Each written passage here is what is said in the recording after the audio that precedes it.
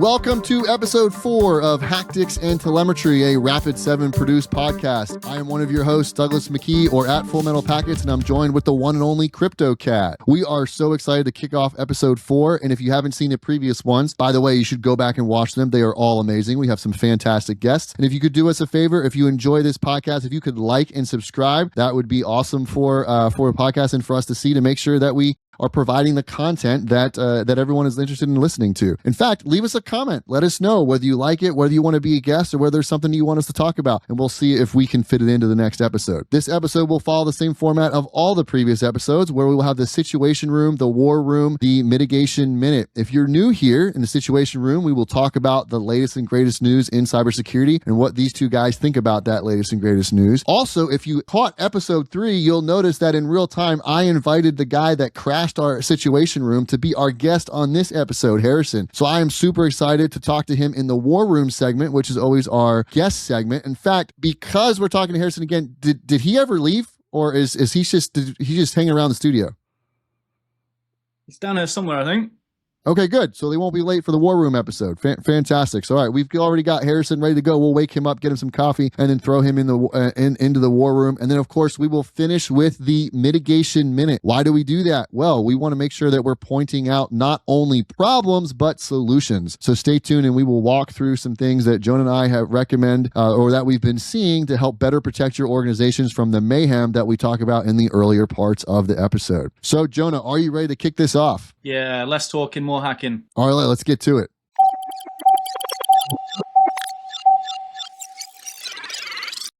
All right, welcome to the Situation Room. This is where we talk about the latest and greatest in cybersecurity. Sometimes it's a deep dive into research. Sometimes it's just whatever hit the news the most recently that might matter to you. And for your tour guide through this news, we have Crypto Cat. Crypto Cat, what do we got going on this week? Yet another breach. This time is Vercel, so we're going to take a look at that first. And then also a new model dropped from Anthropic is Opus 4.7. So let's see what the difference is. No AI. Why can't we do this? 1 week. Can we just figure it out? Never. Okay. Well, what happened with Vercel? That sounds interesting. It's like everyone's favorite tool these days. Yeah. Shall I share my screen now and just show Absolutely. the advisory sort of thing they put out here? Yeah, pretty big. I think this was connected to Google, wasn't it, too? Wasn't there a Google aspect to this? Yeah, so basically what happened, quick rundown. So it was yesterday, a group claiming to be shiny hunters, and I say claiming, we'll find out why in a second, but they've actually compromised between 300 and 400 organizations at this stage, including like Ticketmaster and Rockstar Games. So it basically came out that they were selling the data of Vercel on breach forums for $2 million, quite a nice amount of money. And, I was going to say, that's an easy day's work. Yeah. So that was what came out, but apparently the real shiny hunters basically came out to say that's not us, and since then the post has been removed from breach forums. So that's kind of interesting. So that might make you think, well, was it a real attack? It definitely is, because Vercel have published this to say we've got a security incident, and it's not actually a Vercel bug, I should mention as well. It wasn't a vulnerability in their platform. They were actually compromised through the third-party AI tool, context.ai. And yeah, you mentioned Google. Sounds like that fancy word called supply chain attack. Are we back doing that again? Exactly.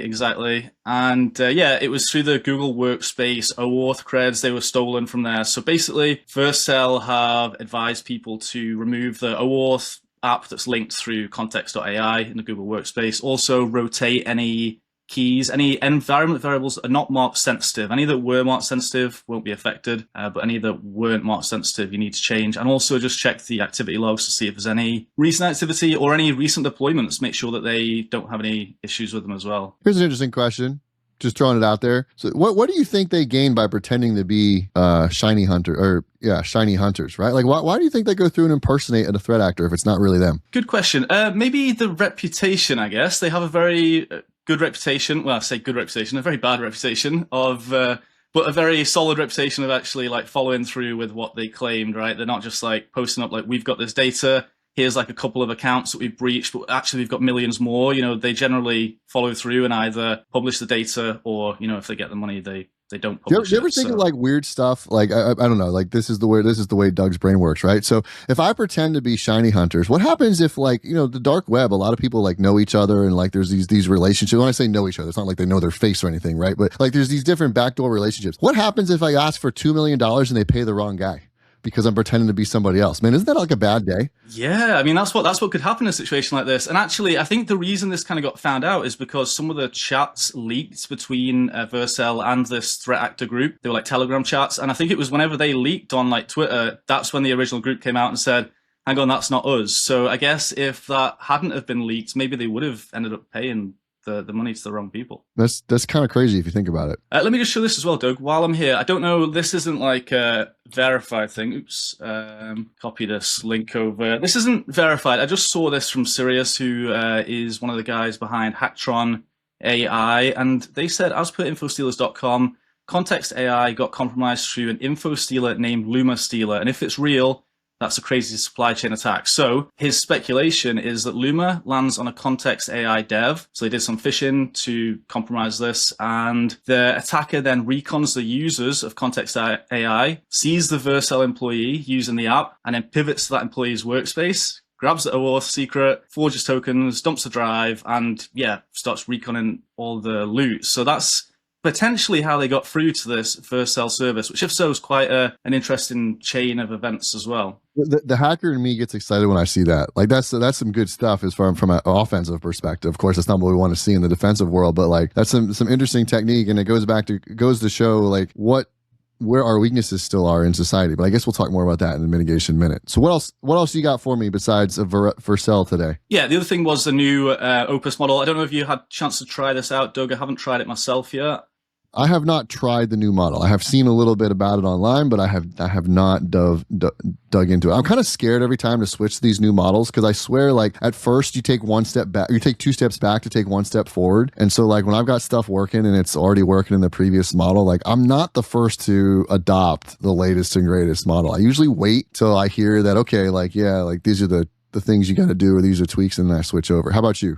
Me, I generally wait, but for another reason. It's normally because it's crazy expensive, right? The model is like normally like 3x for the latest one. I think I heard somewhere the next one might be 10x. I don't know about that. I haven't looked at it. But one of the things that made me kind of not that interested to look at it as well is I noticed that Anthropic's own benchmarks for it. They like released the new model and they said, oh, this is how it compares to the last model in all these different areas. And there's only, I think, 2 out of like 12 went down. One of them was cybersecurity vulnerability reproduction, which went down from 73.8 to 73.1. So I think that's like the first time it's actually dropped. Especially in the context of Project Glasswing, right? So they're saying that their latest model is doing not quite as good at, you said, reproducing vulnerabilities? Reproducing vulnerabilities. Now I'll mention then Mythos, the preview is 83.1. So we've gone down from 73.8 to 73.1, but then we're going to go up 10%. And I don't know what your theory is on this, Doug. Some people, there's like kind of a conspiracy going around that maybe they've nerfed it, either like a genuine like nerf because they've tried to put some guardrails in to stop, attackers like finding these vulnerabilities.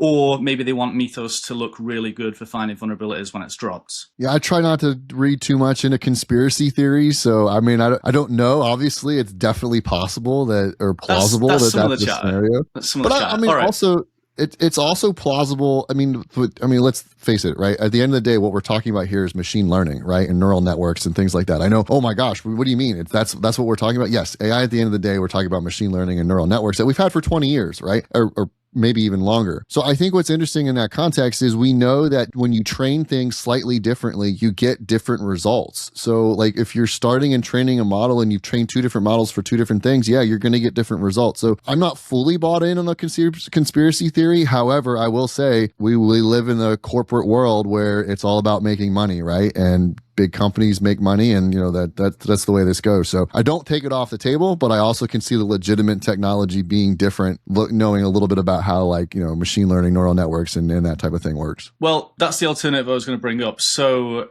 Expo, who are obviously quite big into the AI pen testing scene, they released an article about their experience moving from Opus 4.6 to 4.7, and I found that quite interesting. Let me open this up as well. To your earlier point, I'm really hoping that Opus 4.6 goes down in cost, so that way I can use that more for coding instead of using Sonnet.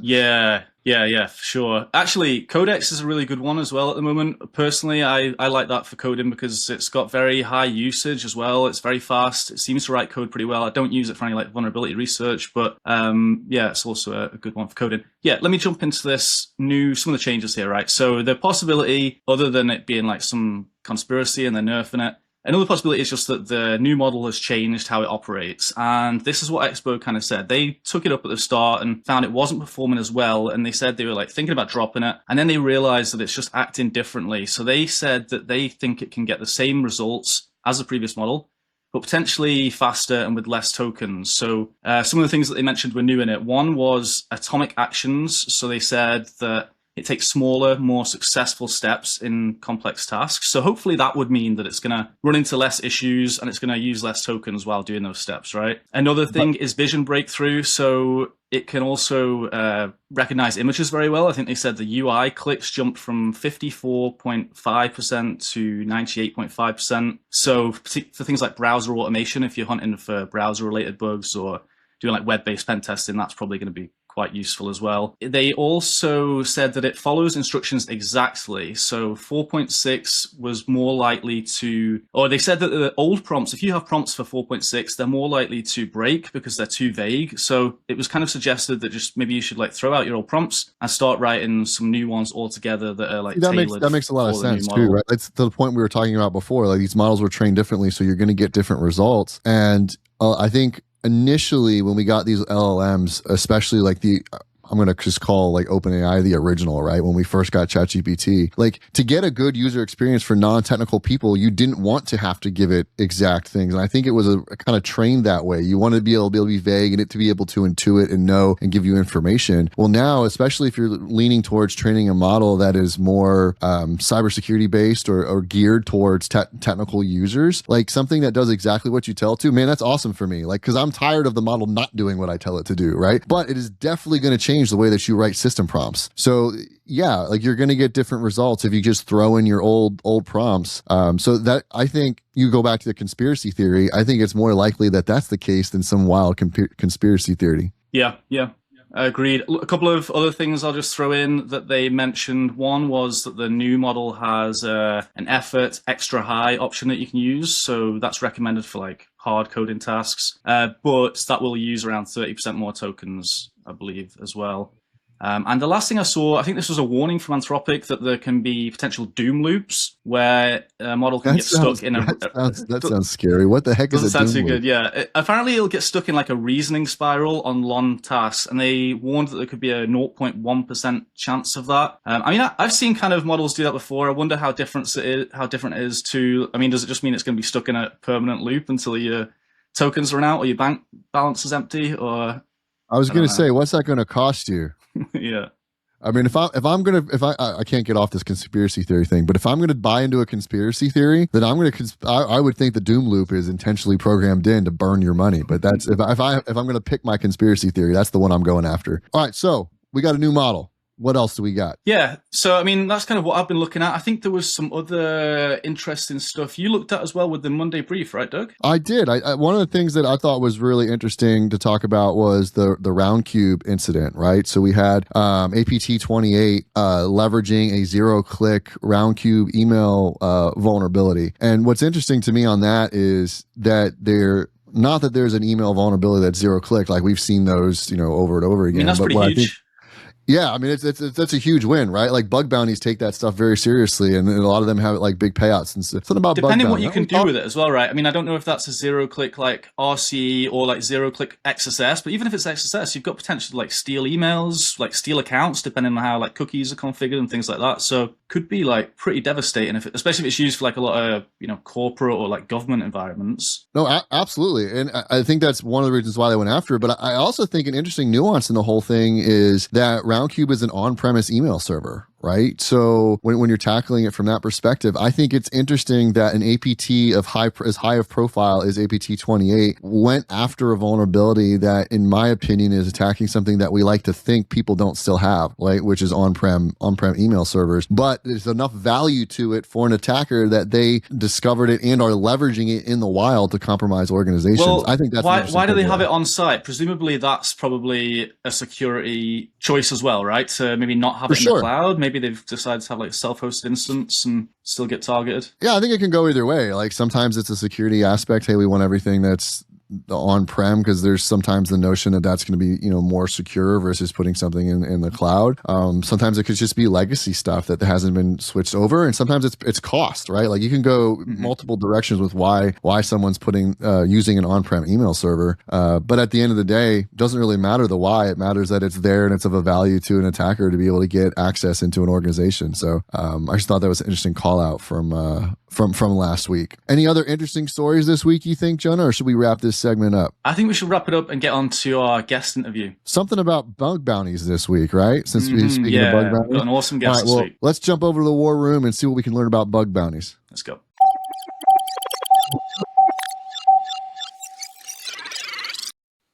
All right, welcome to the War Room, and we have a very special guest this time, Harrison Richardson, joining us. If you might remember, he was kind enough to join us in the Situation Room in episode 3, and we had such a good time together. We were like, hey, why don't we bring him on to the War Room segment of the next episode and find out a little bit more about his specialty.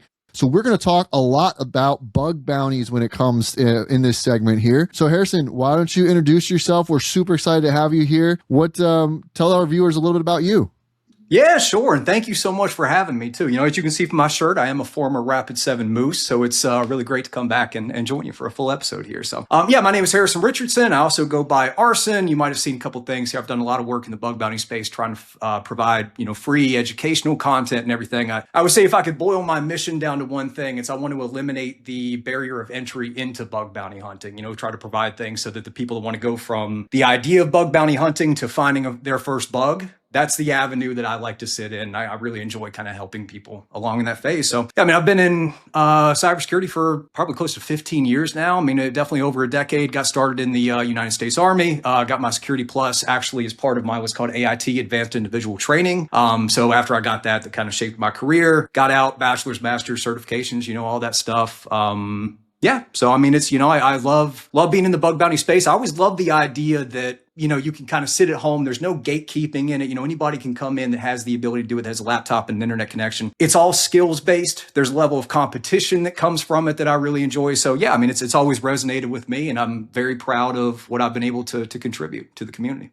Oh, that's awesome, dude. I think sometimes researchers and defenders, and they hear bug bounty, and it can be a kind of a big, scary phrase in some sense. Sometimes it sounds extremely difficult, right? So as you said, you're trying to make it a little bit easier, remove that barrier of entry. Why don't you tell us a little bit about the way you approach a bug bounty programs and looking for those vulnerabilities to maybe demystify that it's too hard for a viewer to get into. Sure. And I'll say this first, because I've been doing this, like helping other people get into bug bounty hunting for 3 to 4 years now, from doing my YouTube channel and the Discord community and all that stuff. So I've seen... So not only follow us here for Hacktics and Telemetry, but go ahead and follow Harrison on YouTube to find out more about those bug bounty programs. Yeah, thank you. Yeah, Arson Live, Arson_live there.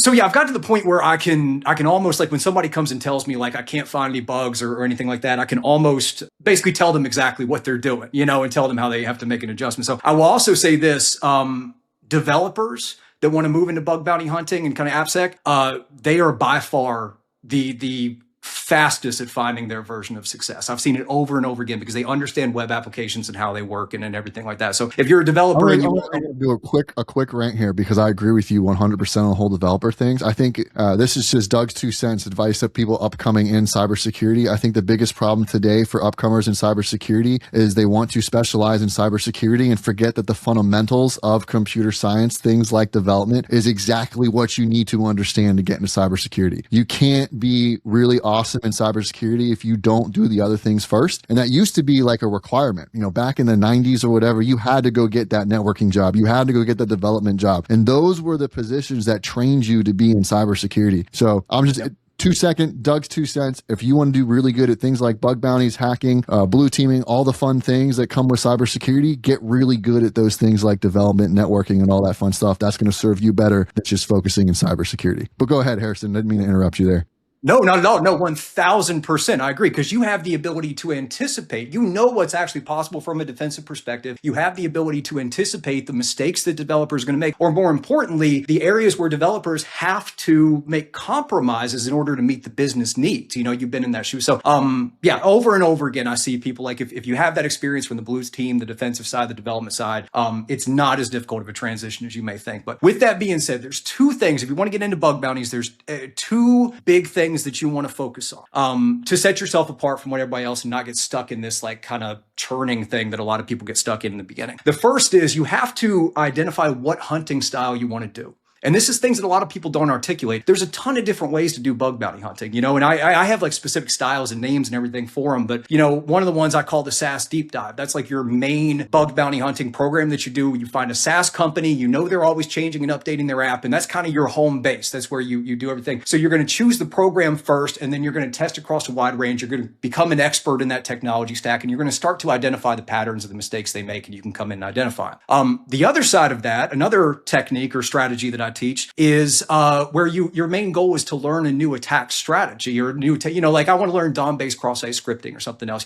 and at that point, you're not going to choose the program first. You're going to go out, you're going to choose the vulnerability first, and then you're going to go and find all the programs that are a good target. You're going to test the same vulnerability across all these different targets, and you're going to learn the different patterns, and then you take that back to your SaaS deep dive strategy. So what I see that makes it more difficult for people is they don't go in with a plan like that. They go and just pick a program. Almost always they pick the most recent program that launched, because mentally a lot of people, they think vulnerabilities are like a crop that's going to be harvested, right? You grew, all the vulnerabilities are in there, and when a program launches, the good hackers come and pick them up, and there's maybe a couple fruit left. And it's not like that. It's vulnerabilities are constantly popping up and going away as they're updating things and as changing their architecture. So it's more of, you need to see the programs in this like dynamic environment that's always changing and have a strategy, a hunting strategy going in. And it's just a night and day difference from the people. So you said that my takeaway there was two main strategies there, right? That you talked about approaching. I'm curious, in your experience, do you use both of them at different times? Does one work better for you? And that's just not that one strategy is better, but like your personality or your style works better with one. Yeah.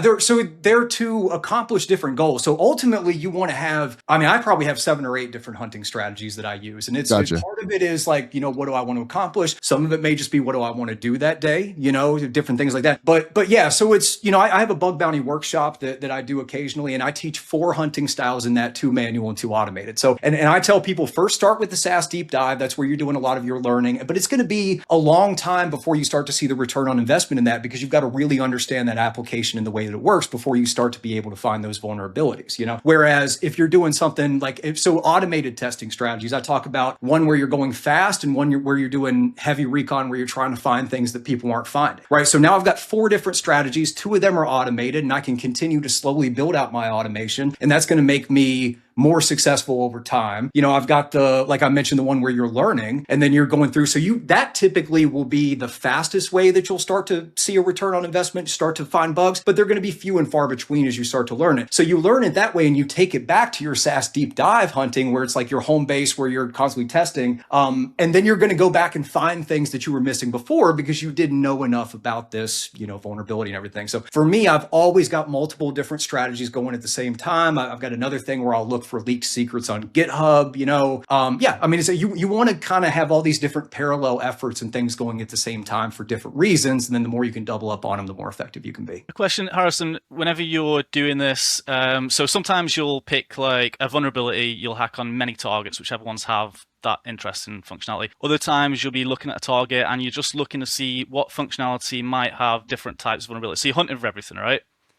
Are there any vulnerabilities you don't like hunting for, or what's like your favorite vulnerability? What's your favorite and what's your least favorite vulnerability to hunt for? In terms of like enjoying doing it in terms of finding bugs and, whatever? Yeah, no, I love that question because I think simultaneously the bug that I hunt for the most and the bug that I don't like to hunt for, or like I like to hunt for the least, is access control violations. It's simultaneously my favorite because it's the most effective. It's the most difficult to defend against. It's the most difficult. Like ultimately, what a bug bounty program is, or what a lot of companies look at it as, is it's that safety net for any of the vulnerabilities that aren't found in the security controls throughout the CI/CD as they're building everything, right? So you've got to target, you've got to focus on vulnerabilities that are very difficult to automate, right? If you can just throw burps active scan against the application you find across site scripting, they probably know about it. You probably just found a duplicate, So access control violations are, especially right now, because even AI really struggles with it because it takes so much context of the application. There's so many different types of access controls. You got role-based, you got discretionary,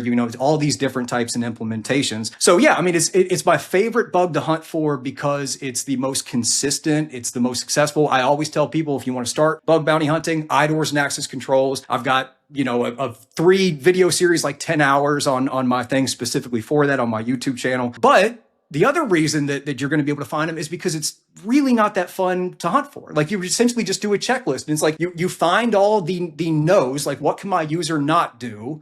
And then you just try to turn them into a yes, one after another. So I always tell people, like, if you watch me actually doing bug bounty hunting, it's I'm usually like this. And just, all right, let's try that. Nope, that didn't work. For a couple hours, I got like YouTube playing or I'm listening to music or doing something there. And then I'll be like, all right, now let's try this. No, okay, hold on. Let me try. Oh, that one actually worked. It's like after 2 hours of monotonous, just like, no, eventually it turns into a yes. So it's the most consistent, it's the most effective. If you're starting, start out with that. But yeah, not the most fun. I enjoy doing the automated stuff. I love building the automation and everything. All right, so I'm gonna do it. You said automation, and we're trying to keep a promise on this podcast, and so far we have failed every single episode. And so I'm gonna just say right now we're gonna fail again. So how are you leveraging AI in your bug bounty hunting?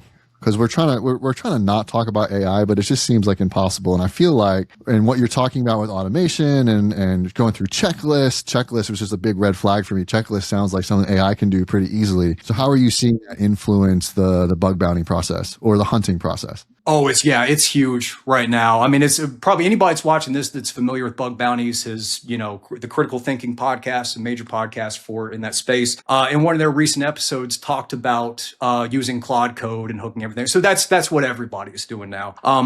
I always say that if you're using the same tools and techniques everybody else is, you're going to find the same bugs everybody else is finding. Bug bounty hunting is a lot more about creativity than the tool set and everything. But it's here to stay. I mean, the reality is Claude code or whatever AI system that you got, it's very good at finding, especially anything that automated tools are good at finding. It's very good at finding injection vulnerabilities. It's very, anything where it doesn't need context and it's doing similar to what a DAS scanner does, sending different payloads and everything. So it's just more of the same. I think that what I'm also seeing, so I've been doing a lot of my own bug bounty hunting for the past about a week and a half, which I haven't done in a long time, like really just zeroed in and focused on it. And I did get my AI system set up and it found a couple things I went and triaged. But what I noticed is that my older manual techniques, the stuff that I've been doing for like 6 years now, is still finding a lot of stuff. I was able to submit, I think, like 12 reports last week, and I did like a 9 to 5. I wanted to, not like burning the midnight oil or anything. It was a very normal work week. And yeah, I'm noticing patterns of things, again, especially in the access controls, where these AI systems are missing. So yeah, I mean, I think it's going to be getting replaced next week. No. The machines are not taking your job.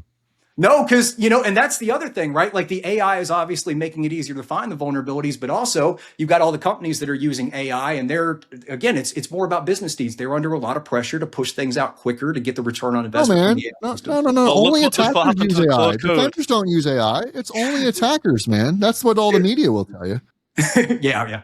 But yeah, so it's, you have that, the number of vulnerabilities that are reaching production is also increasing. So you have a lot of people, you're always going to have the doom and gloom people that are, this is going to replace all of cybersecurity. I keep hearing people, cybersecurity is cooked in the next 5 years or, whatever Gen Z slang that I don't understand anymore. But yeah, so that's not going to happen. I can say that if you're just going to let it run on its own, like you need somebody sitting behind that understands what's happening, that can go through and validate it, that can make sure that it's really finding it. Human in the loop.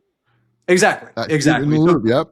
That's not going away. I do not think that cybersecurity is just changing, and there's going to be new challenges that are going to be coming up as well. I'm very interested in the humanoid robot security. I think that's going to be a fascinating area of research and everything that can have real world implication. Like, what if somebody from the other side of the world can take control of your robot that's in your house folding your laundry and everything and get to do? I mean, that's terrifying to me. So yeah, I think there's just this thing happening at the same time where we're getting better, we're getting faster at finding and identifying things, but there's a whole bunch of new challenges as well. And we're going to have to take that speed and those skills that we have, and we're going to have to point it at these new, more difficult challenges. Absolutely. Couldn't agree more. I'm curious about your perspective on this. We obviously here at Rapid7, we work on the vulnerability intelligence team. We're doing a lot of zero-day searching, which is basically bug bounting, just with a different name on it, right? Looking for those vulnerabilities. And we do one of the things that I've personally noticed is AI is really helpful from a reverse engineering perspective at finding very, very basic bugs. It can find that 1990s stack-based buffer overflow if it still exists, and it can write you an exploit for it. And it's probably going to work the first time, right? Maybe the second time. But if you start to get into 2026 exploitation and you start talking about sandbox escapes and heap exploitation with use after freeze and mitigation bypass for CFG and things like that, I found that the AI is almost useless and almost can tell you the wrong information. I'm curious if your experience is similar or different when it comes to leveraging these tools for more complex discovery and exploitation.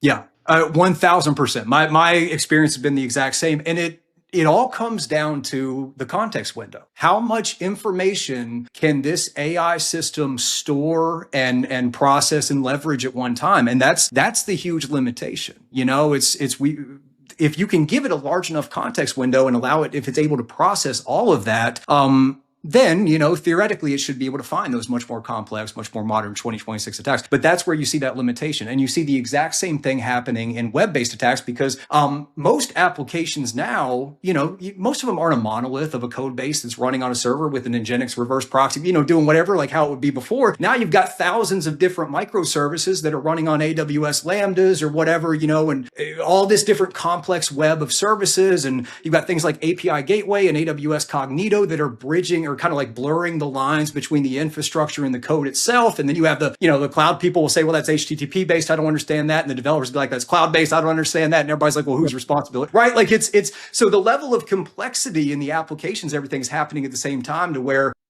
that's where you're still going to be, a human doesn't have a context window, or at least it's much, much, much bigger than an AI system. So that's where we come in to be able to see the big picture, understand the big picture, and guide the system to the right place. At the same time, a human can't memorize every manual and like every bug bounty report, every exploit that's ever been written on the internet. So yeah, I agree, but definitely when paired together can have huge impact. Yeah. Yeah. What was the old joke where if you're a really skilled engineer, your resume just says I'm good at Google or something like that, right? Being able to find the answers. 100%. Google that for you website. Yes. Yeah. I've used that many times in my career.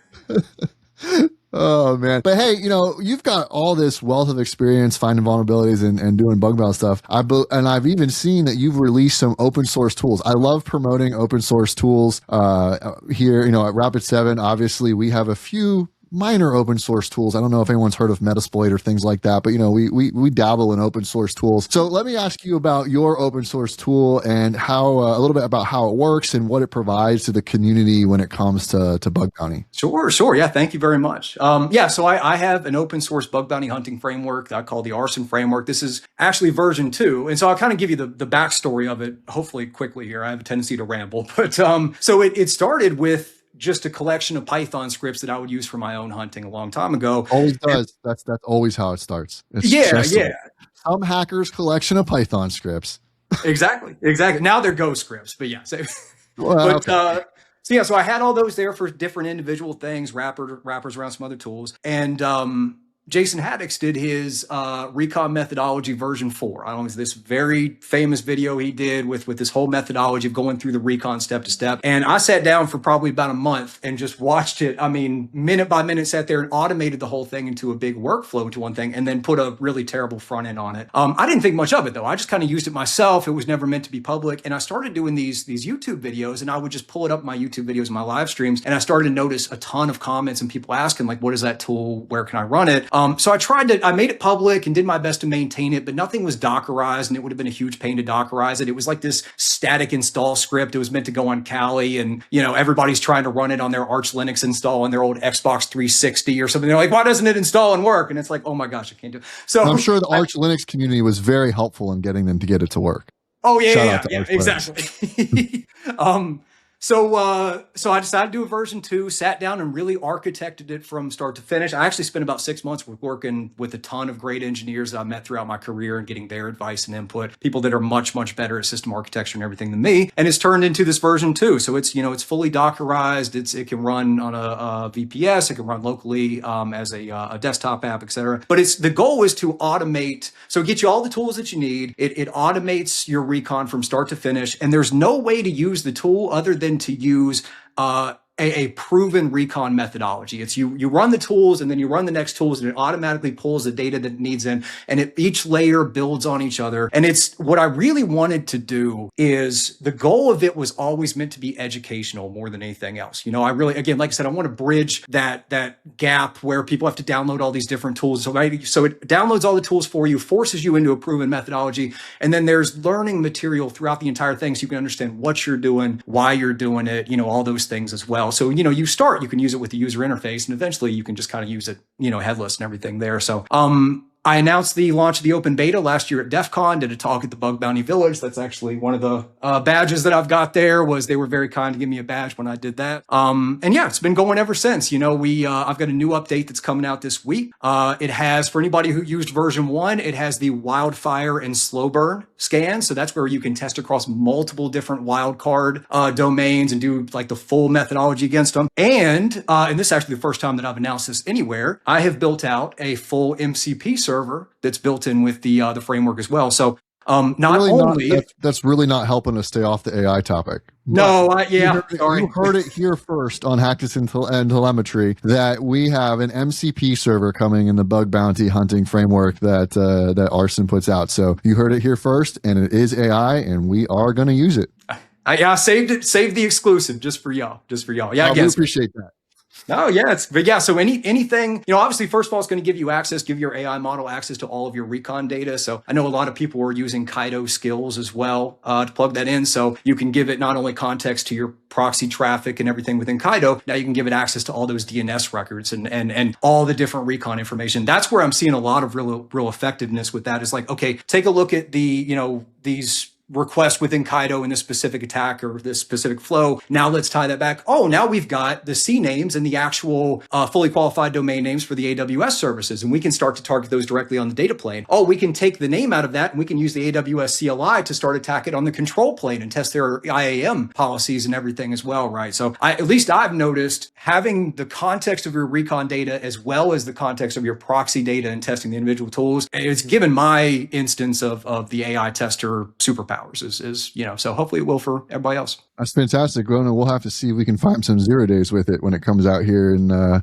future. I've not used this version. It's been a while since I had a look at it, Harrison, but I think I've commented on a few of your YouTube videos, like in the past, like saying, add this or this part's cool. I think it's really good. It's I don't really want to build my own. I mean, I guess I could now with AI. I could probably do it better than I could have in the past, but I don't want to build a whole recon automation framework. I'm more interested in doing the actual manual hunting, but you need some data to get you started. I'm wondering, for you, I take it this is always the initial part of your workflow. You'll always run this tool and then just jump straight into manual hacking once the results come through? For the most part, unless it's, you've got some targets that are just they just give you a URL. And this is really more for finding stuff. But even then, I want to get the DNS data of that URL. I think DNS, by the way, is a huge overlooked part of bug bounty hunting. People, if you gather all the different DNS records, if you can get in there their TXT records and things like that, there's so much information that you can gather with those. So, to a point, but it's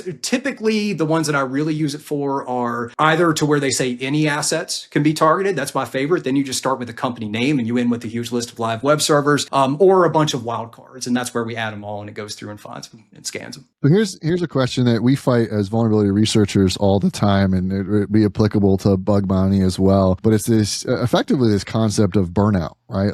It's pretty easy to kind of, you hit some dry spells, you're not finding anything, almost like writer's block, or I know, like for me personally, you do find something, or you find a lead for something, right? And then you end up like, you're so pot committed, you're not getting out of the seat 13, 14, 15, 16 hours later, you're still trying to hack this thing. And that takes a toll on you both, mentally and physically. So as someone that's done a lot of bug bounty programs, you still obviously have a passion for this. You still have the drive to find bugs. How do you fight burnout, which is very common in the cybersecurity industry? Oh yeah, that's really the name of the game for everything in cybersecurity. Is if how do I fight it? I mean, I do my best. There's definitely times where I get burned out, and I try to walk away. In my free time when I take vacations, I avoid computer screens as much as possible. I like to get out in nature and do everything, but yeah, it's really difficult. And I try to take care of my physical health. I don't have a chair in this room. I have a standing desk. I always keep it up. I've got some weights under here, so try to take care of my physical health. That helps a lot with my mental health, obviously. But yeah, you have to prioritize your physical and mental health first. Otherwise, it's not possible to be successful. It's so much of the game is being able to do that. I tell people, like, when you think you find a bug, walk away for a few hours and then come back and look at it again, because everybody does the same thing. They get so excited. They're like, oh my gosh, I found it, and this is going to be $5,000. And they go right, and you come back and look at it, and then it's maybe not, or you submit it, come back the next day, So I think probably the best piece of advice that I could give for people is, when you submit a vulnerability, when you submit a report, assume it's going to be rejected and move on. And because that's what gets people, is they submit their report, and it's always for beginners too, because they're so excited because they're trying to find their first one, and they've been trying for so long, and they finally got it, and they walk away and they're going to sleep, and they're like, man, this is great. I can't believe how much money it's going to be. They're waking up and feeling good. Like, I got that right. And then it comes back as informational or not applicable for something that may be nothing to do with you. Like internal duplicate. Yeah, or a duplicate. Yeah, exactly. Oof. And then they're just crushed. And especially if it's like out of scope, or it's like, oh no, now it's not only that I'm not getting everything that I want.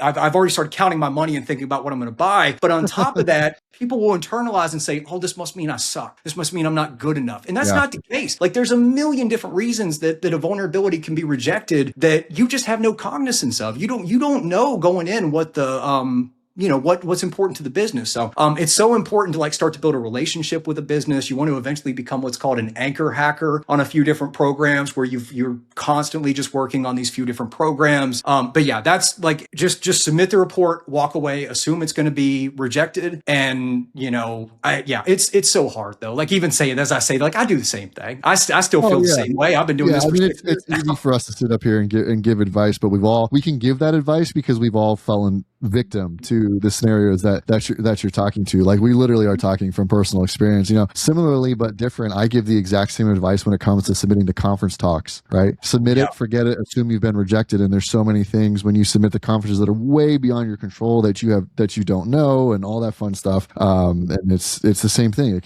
can be demoralizing at times, but that's just part of the way it goes. And you take care of your health. That's paramount, like you said. That's going to get you through a lot. But it's been great chatting with you. I'm super excited and thankful that you were able to carve out the time to join us this week on the podcast. Definitely check out Harrison's YouTube channel. If you haven't, check out the bug bounty hunting framework that he provides as well. Again, it's open source. We believe strongly here at Rapid7 about open source programs, and I will definitely, we'll be checking it out and seeing what we can leverage in our teams as well to help use it to protect our customers by finding 0 days before everybody else does. So once again, thank you so much, Harrison. And that's a wrap for the War Room. Thank you.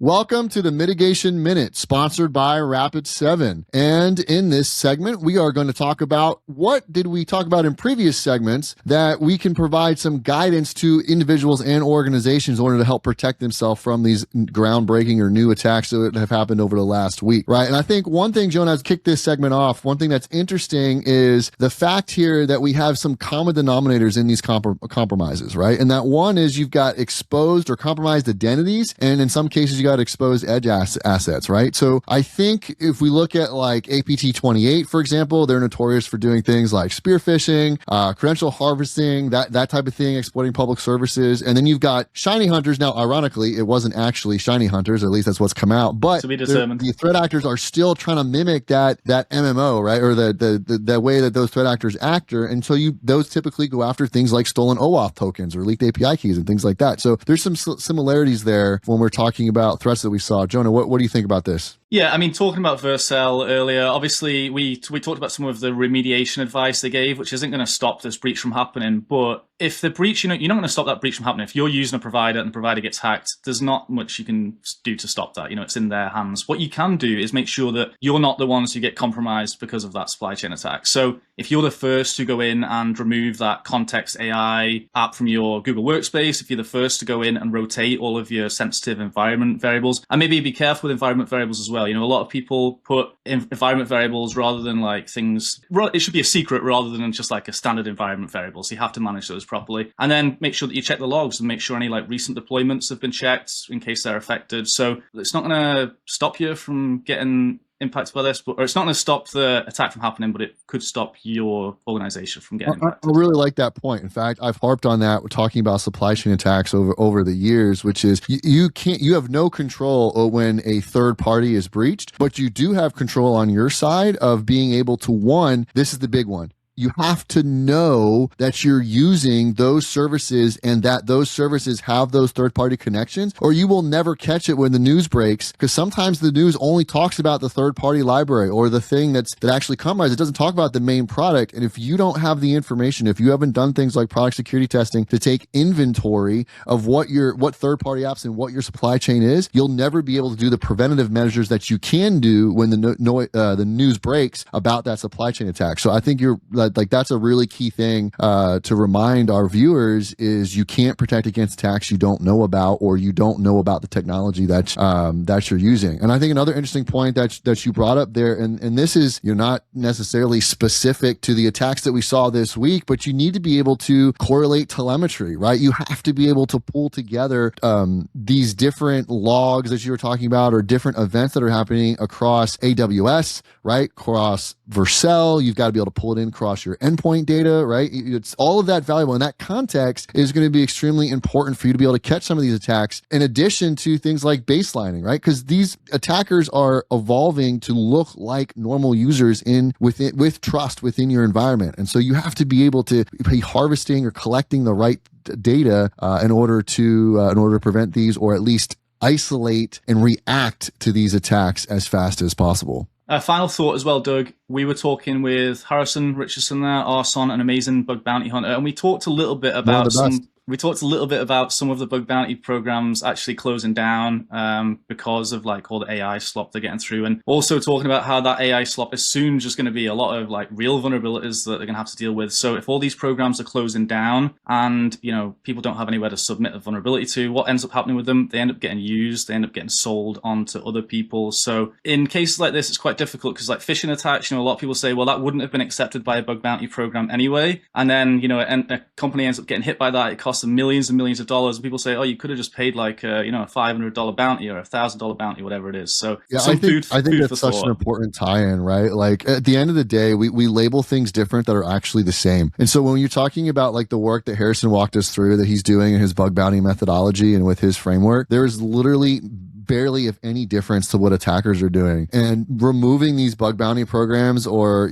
suggesting that, oh, that's not valid, guess what? We're seeing in real time, attackers don't care what you think is valid. If it gets them access, they're going to leverage that. So I couldn't agree more with you. I mean, it's even the automation stuff that Harrison talked about that he's putting in, attackers are doing that too. So they're going to use the quote unquote AI slop that we don't want to accept to their advantage. So maybe we need to be taking a closer look at that. Agreed. All right, man. I think that wraps us up for this segment. Fantastic episode of Hacktics and Telemetry. Hope you enjoyed it. Make sure that if you like this episode, that you like and subscribe on YouTube, and we will be back next week for episode number 5. Catch you next time.